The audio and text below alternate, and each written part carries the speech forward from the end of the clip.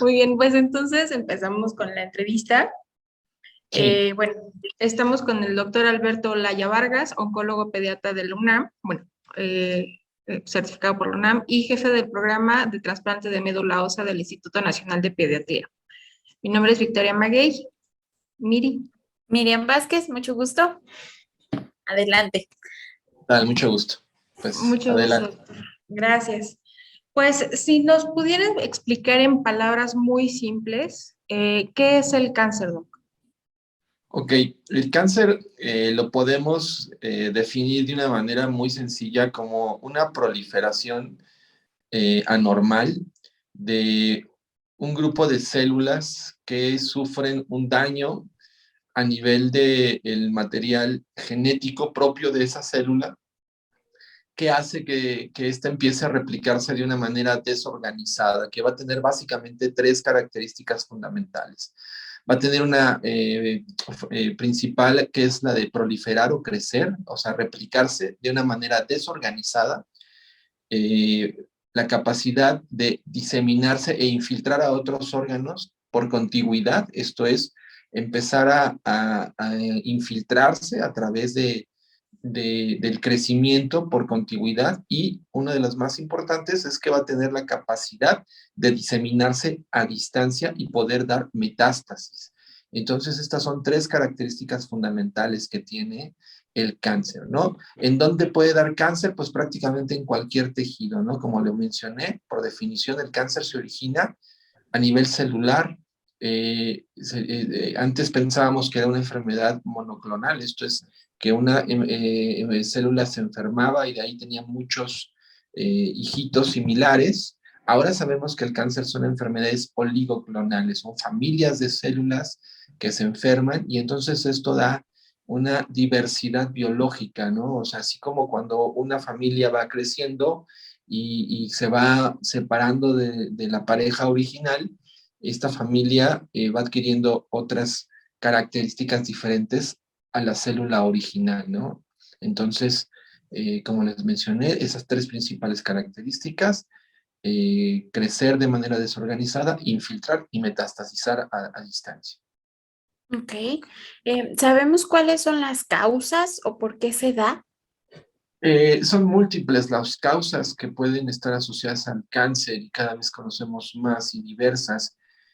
Pero para empezar, en general, pues el cáncer es una enfermedad multifactorial, o sea, no es una enfermedad unidireccional, o sea, en donde nosotros, digamos, hacemos esto y como consecuencia necesariamente desarrollamos cáncer. O sea, voy a poner un ejemplo muy burdo, ¿no? O sea, podemos decir, un individuo fuma un número determinado de cigarrillos durante un determinado tiempo, y esto, por supuesto, incrementa el riesgo de que esa persona pudiese tener varios tipos de cáncer por el consumo del cigarro.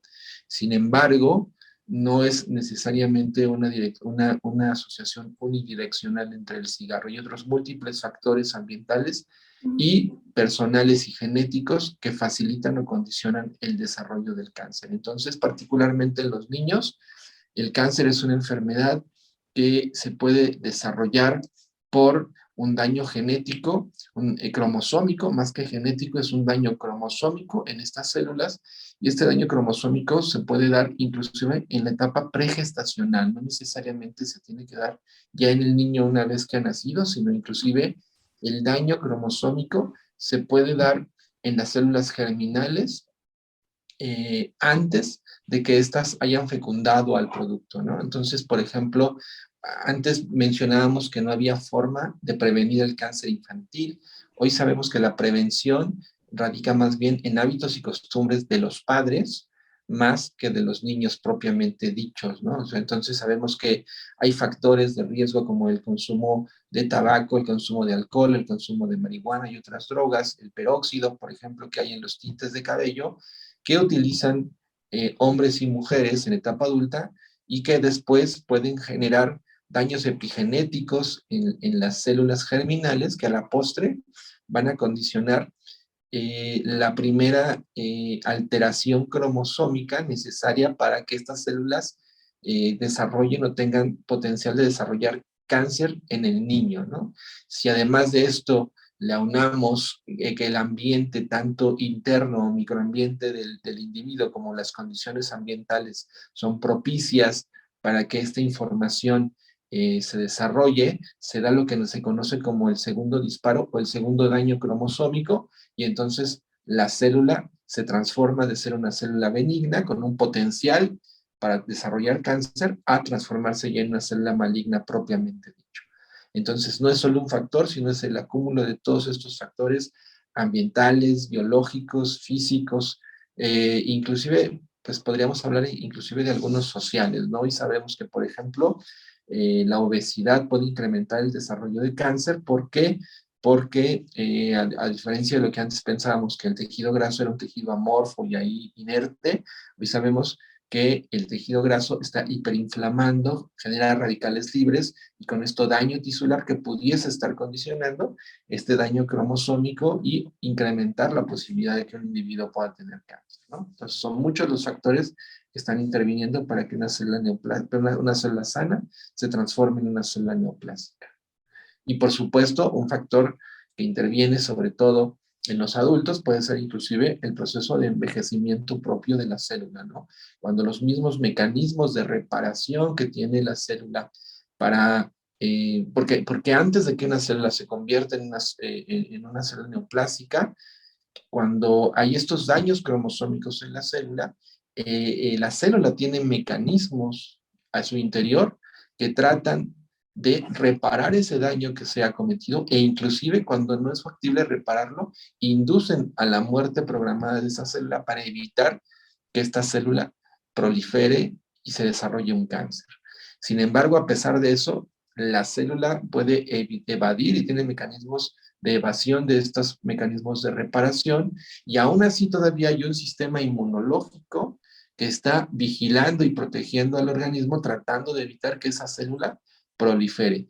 Entonces, son muchos los factores que tienen que darse para que la célula no nada más se transforme en maligno, sino vaya evadiendo los mismos mecanismos de reparación y de inmunovigilancia que tiene el organismo para tratar de evitar que esta célula prolifere y se transforme en una enfermedad oncológica, ¿no? Propiamente dicha.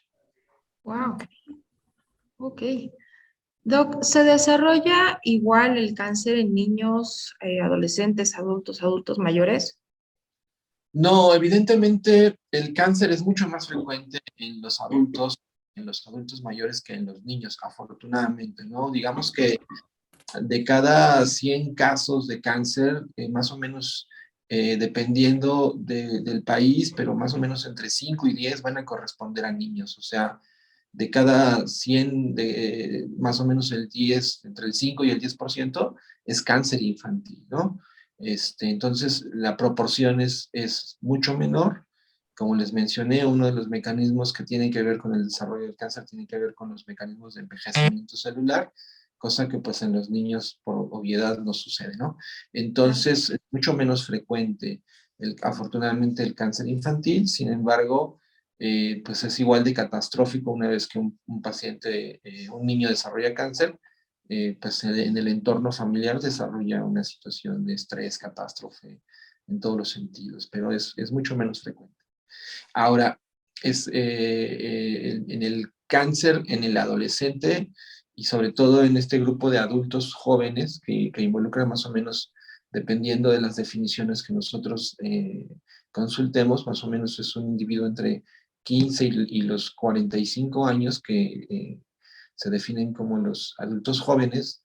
Este grupo es un grupo particularmente interesante porque además de que presentan cáncer, habitualmente los cánceres son más letales en este grupo de edad. O sea, los adolescentes se mueren mucho más que los niños antes de los 10 años, por ejemplo, ¿no? Entonces, esto tiene que ver con muchas situaciones, tanto biológicas como sociales también, ¿no? O sea, los adolescentes son menos apegados a los tratamientos, el diagnóstico a veces es más tardío porque el adolescente, por un lado, ya los padres no lo tienen bajo cuidado, en el momento en que cumplen 14, 13, 14 años, hoy día los padres ya no los vigilan tanto como cuando eran niños. El adolescente también rehúsa en su intento de buscar su independencia rehúsa a estar yendo al doctor o estar a una revisión. Y entonces, habitualmente, el cáncer es más letal en este grupo de edad, ¿no? Ok. Y dentro de este porcentaje tan pequeño que hay de cáncer en niños y adolescentes, ¿cuál sería el tipo de cáncer más común o que se nota con más frecuencia? Bueno, quiero hacer aquí hincapié en que aunque la proporción es menor, el número de niños que vemos es importante. O sea, no es un problema minúsculo, porque el cáncer en nuestro país representa la segunda causa de muerte entre los niños de 5 a 14 años, solamente después de los accidentes, y es la primera causa de muerte por enfermedad. Entonces, aunque no es tan frecuente como en los adultos, es una enfermedad que representa un problema de salud importante para los niños. Y por supuesto, dentro de las causas más importantes de cáncer, siempre destacan en niños el grupo de las leucemias agudas, que representan, dependiendo también del país y la serie, pueden representar entre el 35 hasta el 50%, ¿no? Hemos visto que en México, por ejemplo, en algunos estudios realizados por diferentes grupos, del grupo del Seguro Social, el grupo de la Secretaría de Salud, más o menos la incidencia puede llegar a ser hasta del 50% y no menos del 35%. Después vienen el grupo de los linfomas, y en tercer lugar, los tumores del sistema nervioso central, ¿no? Este grupo es muy importante porque es el tercer lugar en frecuencia de cáncer y es uno de los que nos cuestan más trabajo diagnosticar porque evidentemente no hay evidencia o no tenemos acceso a poder sospechar que algo está creciendo dentro de la cabeza, sino hasta que ya hay manifestaciones francas, ¿no? Entonces llama mucho la atención, hay que estar muy pendientes. Ahora, el grupo de leucemias por sí solo representa la principal causa de cáncer. Sin embargo, las leucemias en recaída, todas juntas representan la segunda causa de cáncer más frecuente en México, aún incluyendo a todos los tumores sólidos de la infancia, ¿no? Entonces, en nuestro país, las leucemias son un problema importante de salud. Doc, y entonces, ya que nos menciona que las leucemias son como el tipo más, bueno, el que predomina en nuestro país, ¿cuáles serían los síntomas para que los papás lo pudieran detectar más fácilmente? Hay diferentes signos y síntomas que nos ayudan a sospechar el cáncer. Hay que tomar en cuenta que muchos de estos signos y síntomas son signos y síntomas comunes que se presentan de manera muy común en los niños, pero lo que nos tiene que llamar la atención es que cuando este signo, este síntoma común tiene un comportamiento inhabitual, ¿no? Por ejemplo, cuando un niño tiene fiebre, ¿no? Sabemos que la principal causa de atención o de motivo de consulta en pediatría es fiebre, ¿no? Y un alto porcentaje son procesos infecciosos, ya sea de tipo viral, predominantemente, menos porcentaje bacterianos y todavía mucho menos fúngicos, pero la fiebre como un síntoma, un signo, perdón, es la causa más común, ¿no? De atender al médico, pero cuando esta fiebre tiene un comportamiento inhabitual, esto es cuando persiste por más de 3 semanas y no responde habitualmente a los tratamientos médicos adecuados, eso nos debe de empezar a hacer sospechar, ¿no? De que el niño está presentando una enfermedad ya no común, dentro de las que puede haber todavía otras posibilidades, pero dentro de las que tenemos que empezar necesariamente a sospechar de que este niño pudiese tener algún tipo de leucemia, y no solamente de leucemia, algún tipo de cáncer, porque hay otros cánceres que también producen fiebre. Les repito, son síntomas muy inespecíficos como ataque al estado general, astenia, dinamia, o sea, el niño no solamente tiene fiebre, sino deja de hacer sus actividades normales, habituales, como pueden ser jugar, ir a la escuela, querer comer, se postra, ¿no? Situaciones como la diaforesis profusa, o sea, esto es sudoración que puede presentarse de predominio nocturno por las noches. Los niños se empapan la pijama o las sábanas durante la noche, ¿no? Entonces ya no es una fiebre común, ya es una fiebre que se empieza a acompañar de otros signos y otros síntomas que son peculiares y que empiezan a ayudarnos a tener una sospecha fundada.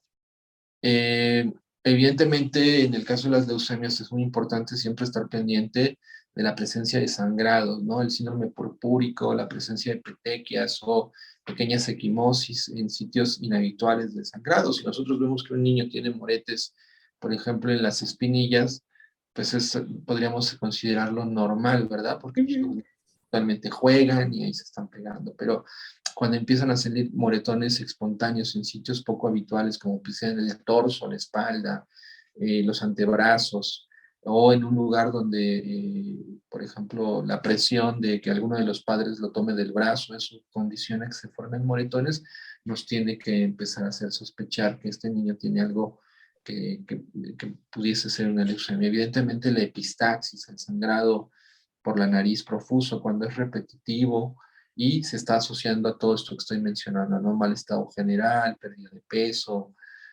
sudoraciones. Otro dato importante debe ser, por supuesto, el dolor óseo, o sea, muchos de estos niños pueden tener dolor óseo o articular en articulaciones mayores, como pueden ser sobre todo las rodillas, los codos. Y esto nos debe llamar mucho la atención porque casi siempre, no nada más para la leucemia, sino también para otros tipos de tumores, como osteosarcoma o como sarcomas, como el Ewing, en donde hay dolor óseo, muchas veces los pediatras nos equivocamos y pensamos que el niño está en una fase de crecimiento y por eso le duelen los huesos, ¿no?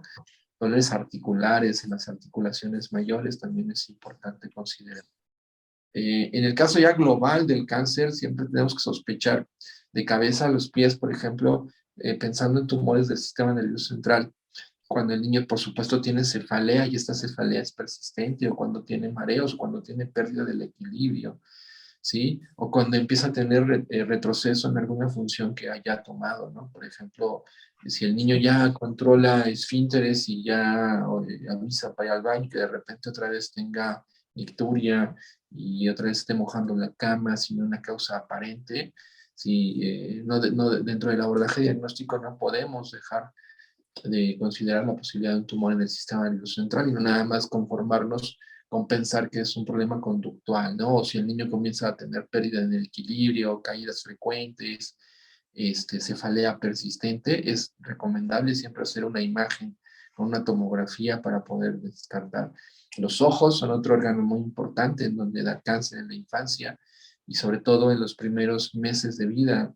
El retinoblastoma, que es un tumor que se origina, como su nombre lo dice, en la retina, es la causa principal de cáncer en el ojo, y nos debemos estar muy pendientes en los niños cuando, por ejemplo, tienen estrabismo o cuando tienen o se pierde el reflejo de ojo rojo. Nosotros los pediatras siempre tenemos en la exploración habitual de un niño direccionar una luz hacia sus pupilas para ver que el fondo del ojo sea siempre rojo, y cuando vemos que hay alguna sombra o alguna imagen blanquecina, es probable que esté creciendo ahí una tumoración. O si el niño en edades muy pequeñas tiene estrabismo, debemos considerar la posibilidad de esto, ¿no? Cualquier crecimiento o aumento de volumen en cualquier región del cuerpo nos debe llamar la atención, sea en extremidades o en el tórax, o el crecimiento o aumento de volumen en el abdomen también debe llamarnos la atención. Eh, y debemos considerar la posibilidad de una neoplasia, ¿no? Siempre. Entonces, cualquier cosa que crezca en el cuerpo no es normal y debemos estar muy pendientes, ¿no? Ok. Y bueno, para la detección de síntomas, ¿hay algún tiempo que sea como, no sé, hasta determinados síntomas o determinado tiempo ya es demasiado grave o cuál sería lo ideal? ¿En qué momento?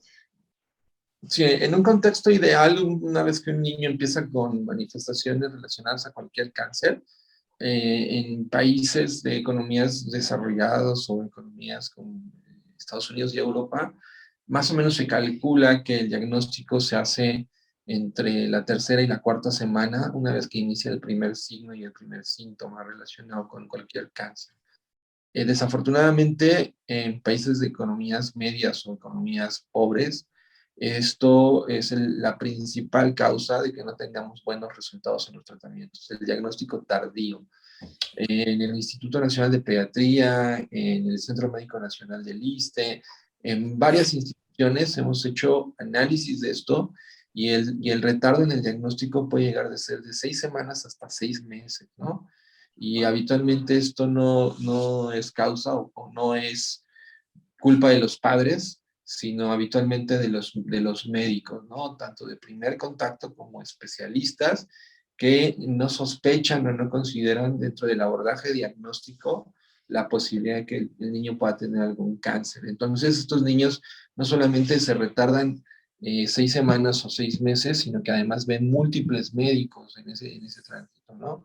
Que pueden ir de entre 3 hasta 6 o más médicos que consultan porque ninguno considera, y entonces el niño ante el deterioro persistente va buscando y va haciendo un peregrinar para llegar a que alguien finalmente sospeche o hasta que finalmente el cáncer es muy evidente, ¿no? Y Y eso el, impacta, me imagino, totalmente, totalmente. la recuperación. Eh, los tumores sólidos, cerca del 75% de los pacientes con cáncer en nuestro país, en los tumores sólidos, se diagnostican en etapas 3 o 4, o sea, en etapas avanzadas. Entonces, 3 o 4 en donde ya simplemente por ser 3 o 4, la supervivencia es menor al 25%, ¿no? Y menos del 25% de los niños se diagnostican en etapas 1 y 2, en donde simplemente por ser 1 y 2 la supervivencia es hasta del 75%. Entonces, el simple hecho de retardar el diagnóstico oportuno nos quita posibilidades inminentes de poder curar a cualquier niño, ¿no? Y ese es un problema de salud importante en el país, porque eso no solamente sucede en los niños, sino también en los adultos. En el Instituto Nacional de Cancerología hay estadísticas donde se muestra que también cerca del 80% de los adultos que acuden a cancerología acuden en etapas avanzadas de la enfermedad. Wow. Okay. Doctor, y bueno, con relación al cáncer, evidentemente es una enfermedad no transmisible que va a degenerar, pero supongo en su experiencia ha tenido personas con epilepsia. ¿Le han tocado este tipo de casos o no es común? ¿Qué Sí, se sugiere la, en o ese sea, ámbito? como parte del cuadro relacionado a un cáncer, como lo mencioné, es una de las crisis convulsivas son una de las complicaciones más frecuentes relacionadas a tumores del sistema nervioso central, ¿no? O sea, ya sea que el propio tumor desarrolle o se manifieste a través de crisis convulsivas o ya sea que como secuela de la intervención de tratamiento, ya sea cirugía o radioterapia, podemos estar condicionando alguna secuela como pudiesen ser las crisis convulsivas. O hay otras enfermedades que al metastatizar hacia el sistema nervioso central, pues pueden estar condicionando crisis convulsivas, incluyendo, por supuesto, la leucemia, ¿no? La leucemia puede infiltrar al sistema nervioso central y esta puede condicionar o una manifestación de esta infiltración del sistema nervioso central pudiesen ser las crisis convulsivas. Ok, y en ese sentido, Doc, sí, supongo evidentemente tienen que estar en contacto tanto usted, bueno, el oncólogo, con el neurólogo para buscar el mejor medicamento, ¿no?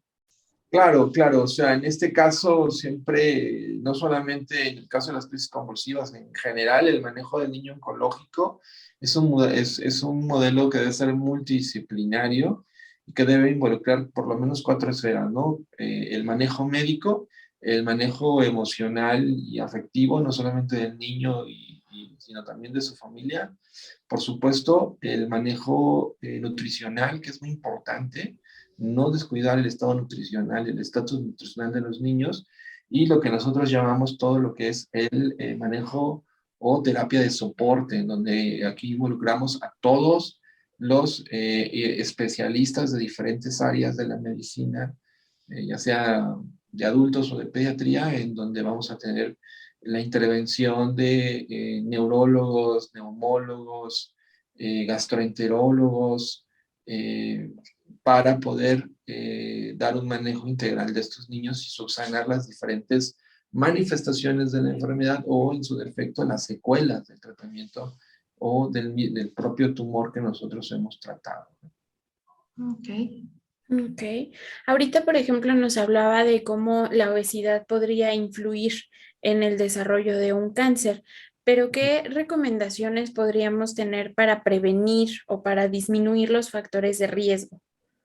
Pues en general, en todos los cánceres y en todas las enfermedades no nada más neoplásicas, sino llámese metabólicas como la diabetes, cualquiera que sea.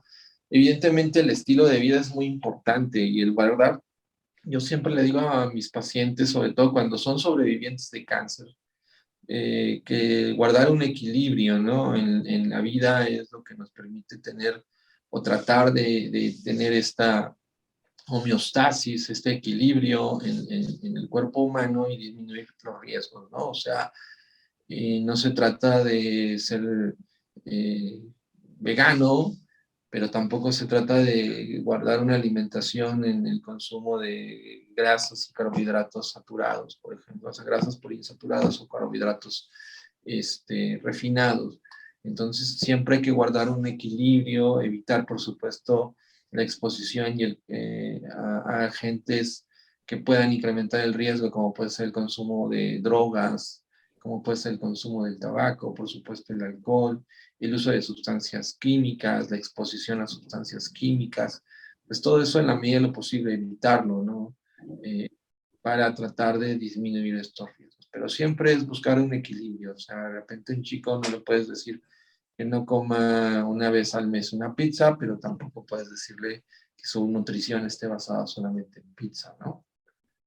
Entonces, siempre es un equilibrio, o sea, guardar una buena actividad física, una buena actividad eh, nutricional, una buena actividad mental o un equilibrio mental, pues para que los niños, y no solamente los niños, sino los adultos, puedan prevenir los diferentes cánceres. Y, por supuesto, siempre estar acudiendo de manera oportuna al médico, ¿no? O sea, cuando tenemos algún signo, algún síntoma o un crecimiento de alguna masa, pues no, el hecho de que a veces una masa no nos duela no significa que no sea, pueda ser algo malo, ¿no? Entonces casi siempre vamos hasta que nos duele o hasta que es demasiado grande o nos incomoda. Hay que ir a etapas tempranas para que los diagnósticos se hagan temprano. Okay. Doc, y bueno, después de todo este acompañamiento que hay que tener de varios especialistas y obviamente hay la intervención de una quimio, una radioterapia, ¿qué cuidados tiene que tener el paciente? Bueno, los efectos de los tratamientos siempre los vamos a dividir en tres etapas también, los inmediatos, los mediatos y los tardíos. Los inmediatos son todos aquellos que producen casi desde el mismo momento en donde se está suministrando un tratamiento hasta los siguientes 10 o 14 días posterior al mismo, ¿no? Entonces, básicamente en el caso de las quimioterapias, pueden producir disminución de las defensas, de las plaquetas y de los glóbulos rojos, entonces puede haber periodos de anemia importante, un cuadro que se conoce como neutropenia febril, que es que las defensas bajan como consecuencia de la aplicación de la quimioterapia y esto lo aprovechan las bacterias para proliferar, sobre todo las que ya viven dentro del organismo, particularmente las del intestino, y esto produce un cuadro de colitis neutropénica o de fiebre y neutropenia, ¿no? Como les repito, puede haber riesgos de sangrado, evidentemente hay caída del cabello, hay alteraciones en la capacidad del gusto de los individuos que reciben quimio o radioterapia, los sabores cambian, pueden tener reflujo, entonces todas estas manifestaciones son inmediatas. Posteriormente vienen las mediatas, tienen que ver, por ejemplo, con alteraciones en crecimiento y desarrollo de caracteres sexuales secundarios, alteraciones de órganos como pueden ser el corazón, el hígado, los pulmones, el páncreas, y posteriormente los efectos a largo plazo que tienen que ver ya con secuelas propias del tratamiento, en algunas ocasiones desde la pérdida de un órgano, alguna extremidad, algún tejido, hasta la posibilidad de desarrollar en un futuro un segundo cáncer como parte no solamente de la enfermedad, sino también del tratamiento que nosotros hemos ministrado y suministrado en el caso de la quimioterapia, la radioterapia u otras terapias que hoy tenemos acceso, como son las terapias biológicas o inmunológicas, ¿no? Ok. Y para ir terminando, los cuidadores, ¿qué recomendaciones o qué atención se le da a los cuidadores de pacientes con cáncer? Pues esto, la verdad es que por lo menos en nuestro país tiene poca, eh, se le pone poca atención a los cuidadores, ¿no? Apenas hace poco tiempo salió un pequeño manual que desarrollaron algunas colegas también del grupo Soma, en donde justamente son como tips para los cuidadores para que puedan tener pues un autocuidado, ¿no? Porque finalmente estos cuidadores, pues, yo he conocido de verdad eh, papás y mamás que durante el proceso de estar cuidando al niño, el desgaste y el abandono es tanto que a veces se enferman y fallecen antes que el mismo niño por complicaciones relacionadas a la enfermedad, porque no sé si en algún momento, y eso lo acabo de vivir ahorita con un paciente, una de sus hijas pues, tenía un sarcoma y él empezó a tener un quiste en el tiroides y era un carcinoma y entonces él no se podía atender porque tenía que seguir cuidando, estar al cuidado no solamente físico, sino económico y de todos tipos de su hija y de la familia, ¿no? Afortunadamente la niña terminó su tratamiento y el papá de esta chica pudo operarse todavía a tiempo, ¿no? Pero a veces nos gana, o sea, no es incomún que de repente tengamos al niño con un cáncer y a la mamá con otro, o al papá con otro, o con otra enfermedad o algo. Entonces, pues siempre procuramos que los familiares también, como les mencioné, tengan apoyo desde el punto de vista psicológico, porque una enfermedad por eso es catastrófica, ¿no? Porque no solamente afecta al individuo, sino afecta a todo el entorno que le rodea, y no solamente en la parte física, sino también en la parte económica, en la parte social y por supuesto en la parte emocional.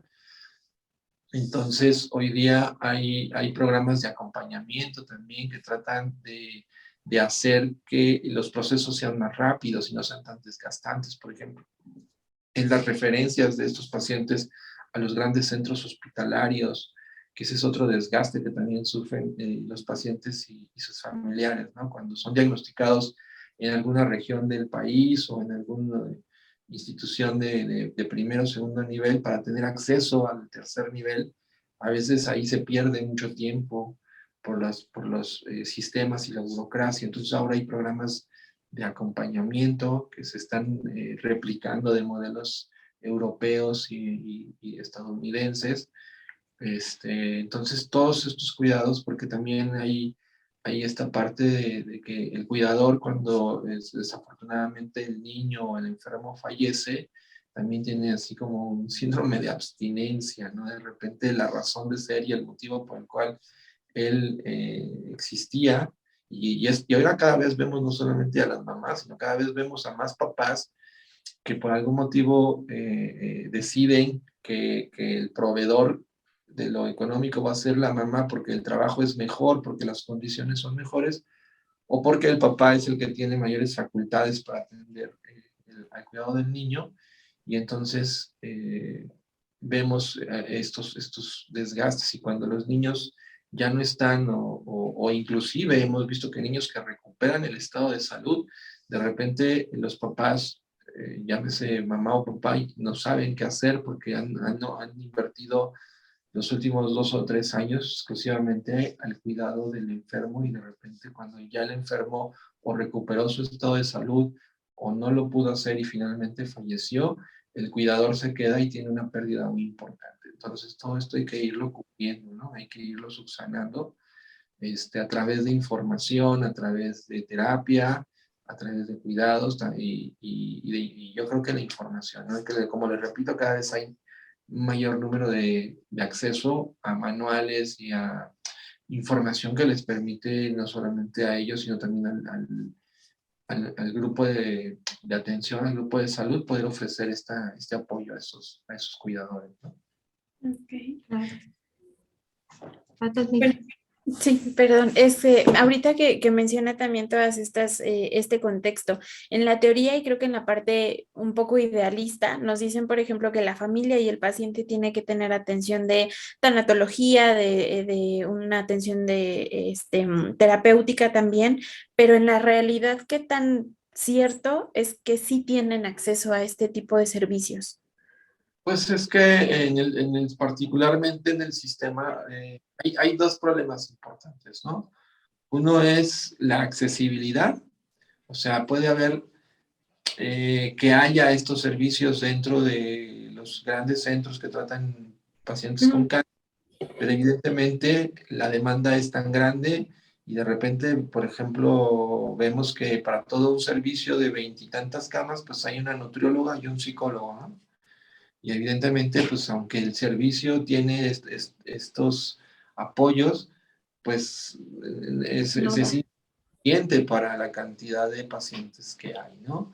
Entonces, por un lado está esta insuficiencia en los recursos para poder otorgar una adecuada calidad a los niños. Y por otro lado también está esta insuficiencia en muchas veces querer entender el modelo de una manera multidisciplinaria y muchas veces los médicos que encabezamos el grupo no consideramos indispensable el tener un soporte emocional, nutricional, inclusive, les repito, social, ¿no?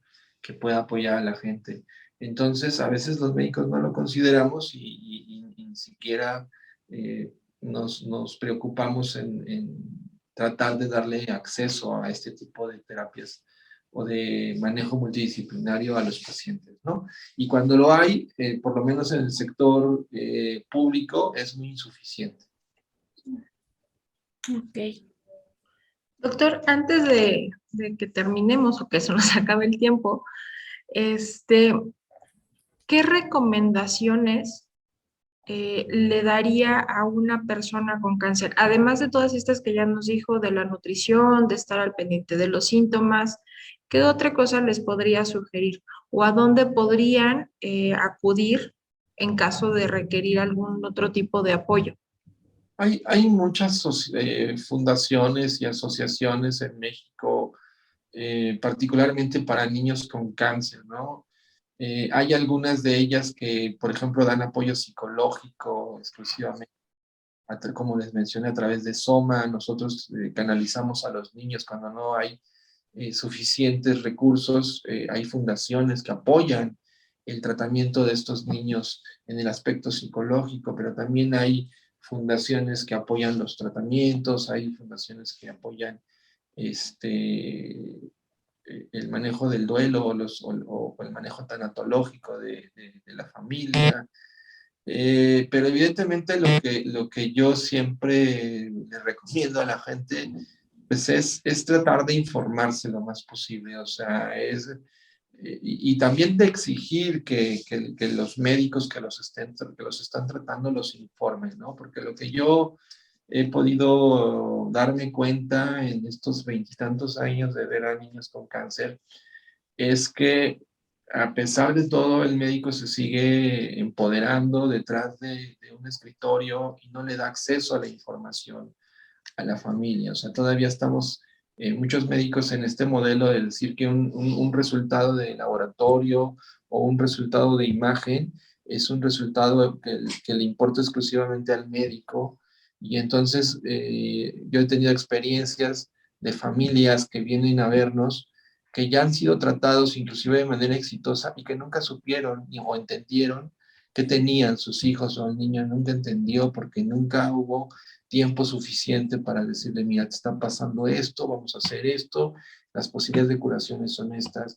E inclusive, le repito, inclusive y a pesar de que los pacientes salen adelante, vienen buscando respuestas a sus preguntas porque esto les genera mucha ansiedad, ¿no? Porque aunque les digan en sus centros hospitalarios que ya están curados, pues siempre existe el cuestionamiento de decir si me va a volver a regresar, Claro. si esto puede dar a mis hijos, si esto es heredado, es transmisible. Entonces, todas esas preguntas a veces no tienen respuesta por el grupo médico y esto genera mucha angustia. Entonces, yo lo que más les recomendaría, además de todo lo que he dicho, es que siempre, en México vemos la atención médica como una función como de gratuidad y por lo tanto de oferta, o sea, no es algo que pensamos que nos están dando y por lo tanto no exigimos teniendo o temiendo que nos los puedan quitar, ¿no? Entonces, el paciente, sobre todo en instituciones públicas, es un paciente habitualmente dócil, ¿no? Y además hablamos que la población más vulnerable es la población pediátrica, pues todavía con mayor razón estamos hablando de la población más vulnerable. Entonces, siempre exigir, pedir, exigir en la medida del adecuado convivencia entre médico y paciente, exigir la información que nos pueda mantener con suficiente tranquilidad, porque eso yo he aprendido que independientemente del resultado, eso genera tranquilidad a la gente. Cuando el paciente se cura, está tranquilo y la familia se queda tranquila, pero inclusive cuando el paciente se pierde, la familia aún así se queda tranquila. Eso también lo agradece la familia, o sea, el no quedarse con dudas, con preguntas, con angustias, con cosas que van a seguir por el resto de la vida de quienes sobreviven o le sobreviven al paciente que ha fallecido, ¿no? Claro. Ok. Mire, ¿alguna otra duda? No, ¿No? me quedó todo bastante claro. Muchas gracias. Pues, luego me da una clase. ¿Perdón? Luego me da una clase porque me quedó muy claro. Entonces, me cuesta mucho trabajo todavía. Es raro tener acceso a este tipo de información Sí. cuando no estamos ya en contacto con la enfermedad, porque generalmente buscamos este tipo de respuestas cuando hay contacto con alguien que tiene la enfermedad y entonces ahí sí me pongo a investigar o acudo a un especialista, pero no hacerlo cuando ya estoy en crisis, entonces ayuda bastante porque, pues, por ejemplo, la prevención. ¿A qué Claro, le tengo que poner atención? ¿De qué tengo que estar al pendiente? ¿Qué puedo hacer también por mí y por otros? Entonces, eso clarifica bastantes situaciones también de este lado que nos toca como atender justo la parte emocional. claro. Así Sí, es. es otro contexto diferente. Exacto. Qué Claro. bueno. Muy bien. Muy bien. Perfecto. Pues doctor, le agradezco muchísimo el tiempo, la información y una última pregunta. ¿Cómo lo podrían contactar las personas que lleguen a ver el video? Eh, pues bueno, pueden llamar al Instituto Nacional de Pediatría, que es el 55 10 84 0900, extensión 1598, o en mis redes sociales como Alberto Olaya o Olaya Vargas Alberto en Instagram. Ok, perfecto, muy bien, doctor. Entonces, pues lo vamos a postear. Muchísimas gracias, de verdad. Creo que es información que a todos nos sirve, ¿no? Y si no Muchas gracias. sabemos, pues alguien que le puede funcionar. Claro que sí, gracias por el interés y gracias por la atención. No, gracias a usted por acompañarnos y por regalarnos un poquito de su tiempo. Muy Gracias, bien, doctor. hasta luego, Hasta buenas luego. tardes.